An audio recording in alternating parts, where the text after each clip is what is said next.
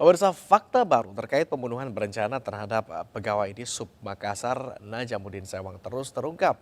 Otak pembunuhan mantan Kasat Pol PP Makassar bahkan diketahui sudah merencanakan pembunuhan tersebut sejak tahun 2020, di mana senjata dibeli secara online.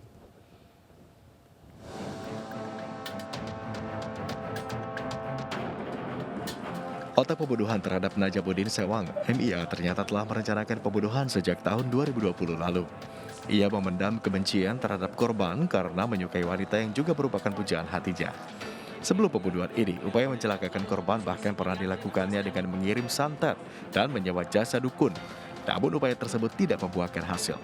MIA kemudian menyusun rencana baru untuk mengeksekusi korban dengan cara menembak mati. Ia meminta bantuan 4 orang lainnya yang merupakan rekan satu daerah dengannya. Senjata api yang digunakan menembak korban berjenis revolver dibeli secara online. Belakangan diketahui penjual senjata api tersebut ternyata merupakan bagian dari jaringan teroris. Sementara seorang oknum anggota polisi bahkan diminta MIA untuk menjadi eksekutor.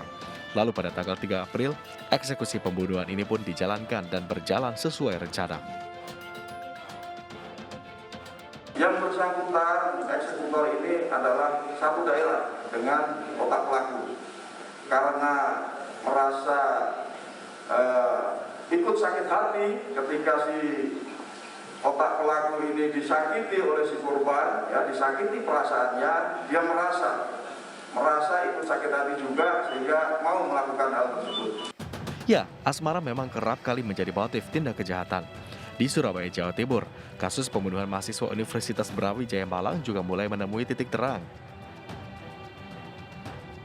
ZI, ayah tiri kekasih korban, ternyata tega melakukan pembunuhan karena ada rasa cemburu dengan hubungan asmara antara korban dengan anak tirinya. Pelaku diam-diam mencintai anak tirinya sendiri. Selain itu, ia juga ingin menguasai mobil dan uang yang ada di rekening korban. Ia pun merencanakan pembunuhan dengan modus mengajak membeli oleh-oleh untuk dibawa pulang kampung. Dalam perjalanan di kawasan perumahan bumi Mondoroko Raya Kecamatan Singosari, Kabupaten Malang, pelaku membekap kepala korban hingga meninggal dunia. Mayat korban pun dibuang ke kawasan hutan Purwodadi, Kabupaten Pasuruan. Tersangka terjerat dengan pasal 340 pembunuhan berencana. Kita subsidiarkan dengan 338 pembunuhan dan kita subsidiarkan lagi dengan 365 ayat 3. Dan ini ancamannya maksimal 20 tahun penjara.